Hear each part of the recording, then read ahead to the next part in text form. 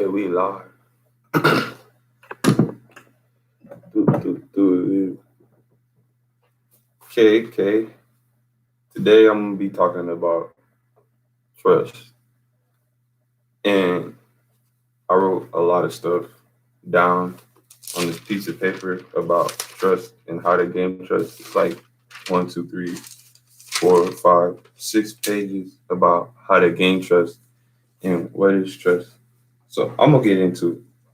So it says trust is like credit, easy to lose and hard to gain. So how do we gain people's trust? First one must be trustworthy. But how can you be trustworthy with someone you don't know? You would have to build rapport with that person. So what is rapport?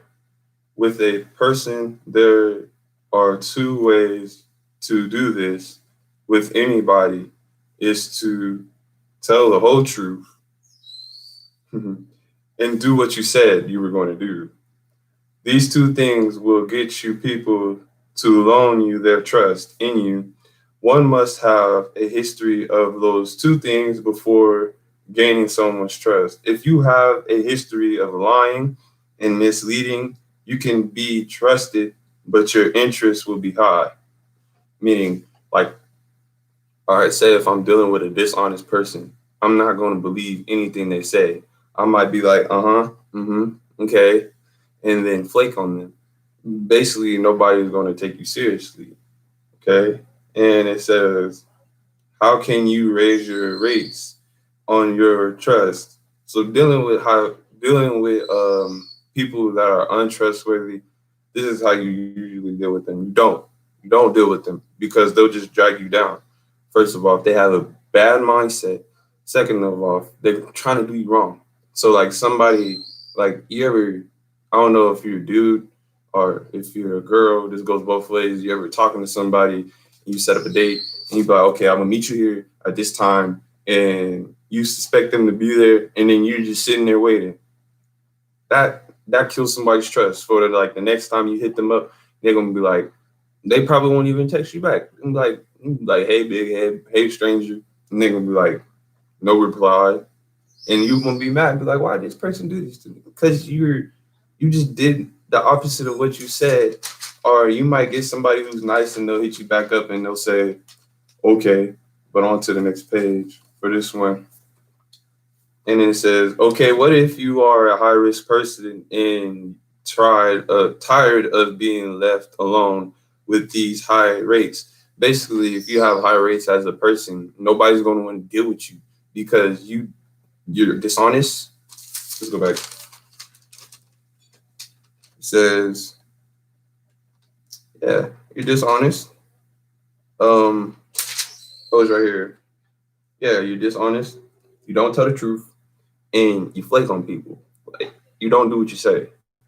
And then it says, I would say hope. I say there's hope for you, but it's not all lost. You have a bad tendency of lying and making fake promises. What I am about to say to you will be hard for you. So, like, what I'm about to say for you to do to reverse that and gain people's trust, I'm about to go in how to help people that have that problem and they're trying to reverse what they did to somebody. This is not going to be easy for you. There's three things that you have to do. You have to take accountability for your actions. That's one. And a lot of people who do this to other people um, can't really take accountability for what they do. They always blaming it on somebody else. You ever saw like one person, they'll like I'll use a dude for example. Say he's overweight, he's out of shape, stinks, and he's like, it's these girls, this all their fault, and yada yada yada. No, bro, it's you. Okay, take accountability. Realize what you did wrong to people. A lot of people that do people wrong, they'll say like, I didn't do you wrong, and won't just acknowledge the fact. That's kind of like going back to the accountability, but accountability is more so like controlling yourself, but realizing what you did wrong is consciously thinking of all the people you did wrong and every situation you were wrong in. Okay, and then The third one is stop lying to even yourself.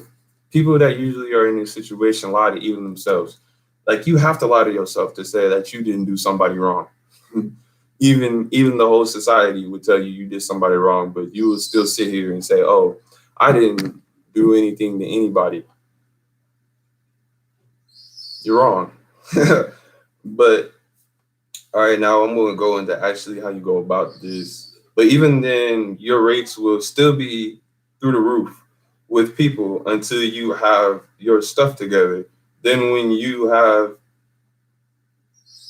worked on yourself for a number of years, or learn, some other people learn quicker than others. Um, some people might take to do those three things 1 year. Some people might take 2 months. Some people might take a week, but you're gonna have to prove yourself. You gotta prove yourself a friend. You just can't be friends with anybody, especially when you have a track record of effing somebody over and everybody knows it. Let's go here. How to know that you are good to be in a relationship is what I'm gonna go into next. So you would have to stay you have to like hold yourself accountable. Like even you have to even hold yourself accountable. So like, let's see, say if I'm overweight or if I have a problem with eating something or if I have an addiction, I'm gonna set a goal and I'm gonna hold myself accountable to that goal. And when I reach that goal, then I know I am able to at least try to be somebody's friend because now I can control myself. Being able to control yourself will be the next step. Um, Post your achievements on like social media for everybody to know. It's not necessarily for them to like know, but you get trust through people. So people are gonna need to know that you've been doing something, working on yourself, going to therapy, or working out.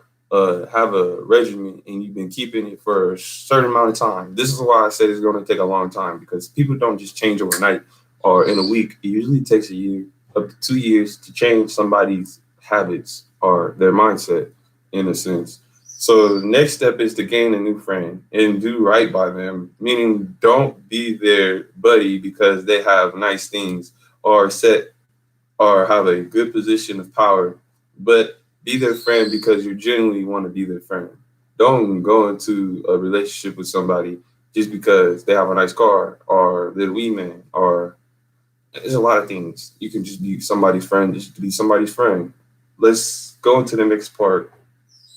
And your new friend won't always, you and your new friend won't always get along because people that care for each other tell each other the truth about oneself, and the truth hurts.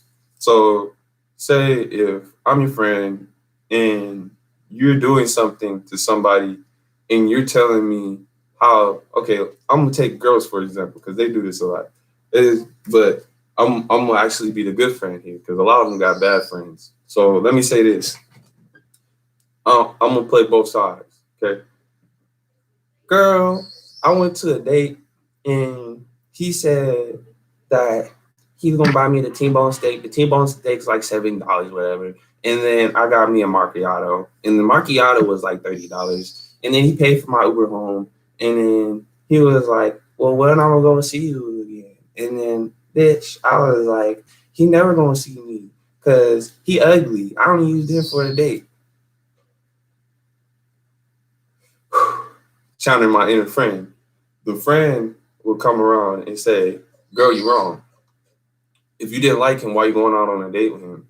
You're wasting his time and you're using him for a meal." And then, first of all, she might be like, since she's stuck in her ways, maybe tell her to shut up. And then the friend will be like, "Girl, you wrong." And then they might not be friends for a little bit. But if you're gonna actually be somebody's friend, you'll realize that your friend is right and they were just telling you the truth. And you shouldn't do that to people because people are crazy and they'll do something back to you. I was watching on the news today in Australia. Them people crazy out there. Some dude literally shot a man in the face for no good reason. When I used to drive trucks, somebody cut off the truck, and then after they cut off the truck, they told the truck driver to pull over, and then they shot the truck driver in the head. You gotta be careful what you do to people. People do stuff back. So a good friend will tell you stop doing that. There's way much other examples, but that'd be too long of a video for this trust. And your new friend, oh, I read that already. Now, what I just said is true. Test if you're able to hear the truth without lashing out in any way. You would have lowered your rates. Yep, you would have lowered your rates. See, your rates are up here, but you would have brought it down to here. Okay. Now we have to lower your rates even more. It's like credit. It's easy to gain. No, it's hard to gain, easy to lose. That's how people's trust is. And okay, you have lowered your rates. Okay, so what? But people you hurt in the past don't trust you, and you want to have them back. So now I'm about to go into, say, if you have a friend that you did wrong, and you just now realize it, and you're like, okay, that was actually a good friend, and now I want that friend back. I'm about to go into how you're going to go about this. But before I do, you need to know what you're going to go through trying to get that friend back who had put your interest rate high. And now here's the three things: rejection, neglect, and pity. These three things are what makes getting your credit back up hard, because nobody wants to go through rejection, nobody wants to go through neglect, and nobody wants to go through pity. That's just simple. But you did it to yourself. I'm just here to help. Now, this is hard part because you can change as a person, but those three things make it hard for somebody to come back. How to overcome all these three: come up to the person in person and say sorry. Don't text them and say sorry. Don't call them and say sorry. If you're going to call them, make sure it's a FaceTime to where you can actually look the person in the eyes and say, I'm sorry for what I did to you sincerely, and explain what you did to that person. Details. Explain. Because there's no sincerity in just saying sorry. You have to say what you're sorry for, what you did to the person, and that you're genuinely sorry. Or if you can't call the person or reach the person, say they blocked you, write them a letter. It's not hard to find people, even if they blocked you. There's services out there to where you can literally type somebody's name in, pay for their phone number or their address, send them mail. This way they really know that you're really sorry because you took time out of your day, spent some money for a subscription to do this. Okay. And if they don't know how that thing works, they'd be like, well, how'd you find me? Well, watch this video. There's literally services out there that have other people's addresses, and it's easy to find people. Real easy to find people. If I wanted to find where Barack Obama lived, all I would have to do was pay a subscription. Well, he's kind of a high profile person. It'd probably be a lot more money. But normal people, okay, we're going to go over how to overcome these three. So the first one was to say sorry. Even if the person accepts your apology, they're not really going to still trust your sorry ass. Excuse my French. No, for real, does not mean you have their trust. Even when you say sorry and they look at you and they be like, okay, doesn't mean that they trust you now. And it still doesn't mean that they have any value in you because you're still untrustworthy to them. You might have lowered your interest rate just a little bit by saying sorry, but that person's still going through trauma. That's not going to stop them from not wanting to trust you again. Like, my bad, I said that wrong. That's not going to make them want to trust you again. There you go. Now you are back in their person's life. But like everyone in this world, you don't have time to sit there basically saying sorry all the time. There's a couple things you could do. People are busy. People have lives. People have kids, and people have companies. What I'm saying is, people are busy. People have things to do. They're not going to sit here, which I'm sorry, but all day listening to how you're so sorry and how you changed as a person. Honestly, they might not give two F's. Okay, what you're going to have to do is take them out on a date, right? Take them out on a date. And this is your friend, y'all. I'm talking about trust with friends. This works with relationships too that you effed up in the past. And I'm about to get into that later. But we're going to talk about your friend right now. So this is the friend. Take your friend out on a date and make sure that they spend no money. I live in Cali. People people chop down trees, if you get what I mean. So chop down some trees with them. Buy everything. Don't buy the blunt, buy buy the Mary, give me, and say, hey, let's have this session. I set it up. I'll come to you. You come to me. Make it easy on them. Don't make it hard on them because you want to show this person that you ultimately care about them genuinely, like you did with that practice friend. Not saying that that practice friend is not your friend, but you did this. Say if you were trying to gain trust with people again, to gain the trust of the person you hurt. So I say they're a practice friend, but they're still your friend. And you can even invite your practice friend with you on these sessions where they can see how you treat other people. And they can be like, well, maybe yeah, that's changed. Okay. The second thing is, and this goes for both, and this is more so of the relationship one. Like say if you had like if you're a guy, you had a girl, or if you're a girl, you had a guy, fix problems that are in their lives. So, say I know a lot of women, they have like you see the fire detector up there, it's not beeping because the battery is not low. You get me? So, like, say if she had a bad fire detector, you'd be like, that's dangerous. Your fire detector shouldn't beep like that all the time. Change it, and then you change it. You don't look for no thank you.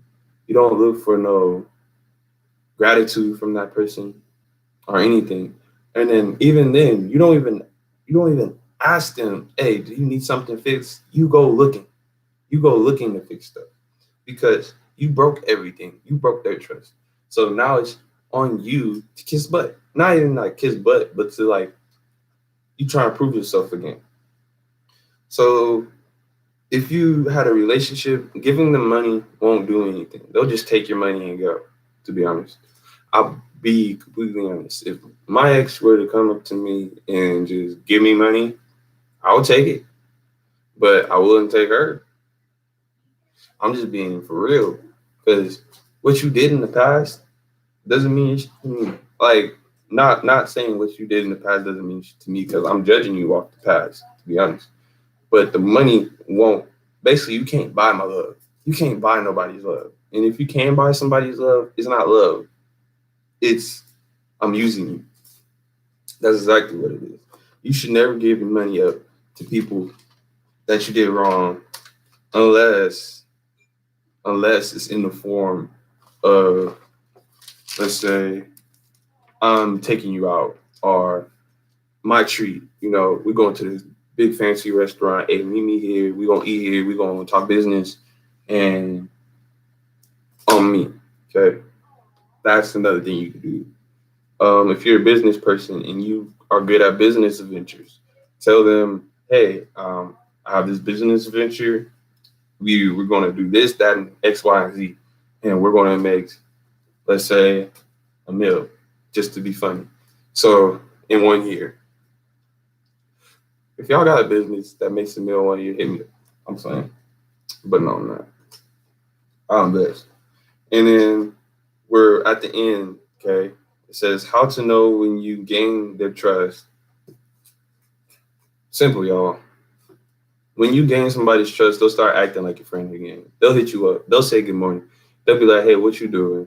If it's a girl and you're a guy and it was a relationship, she might hit you with the hey, big head. Or let's see, just simple stuff. Like they'll interact with you before you interact with them. You had to go on the path before they hit you up of hitting them up and them vaguely hitting you up are probably hitting you up probably like 3 to 4 hours later. Or not even hitting you up that day. You might have to text them twice. It's depending on what type of friend you're trying to get back. Depends. It just depends. It depends. It depends. So this has been my talk about trust, and put this down now.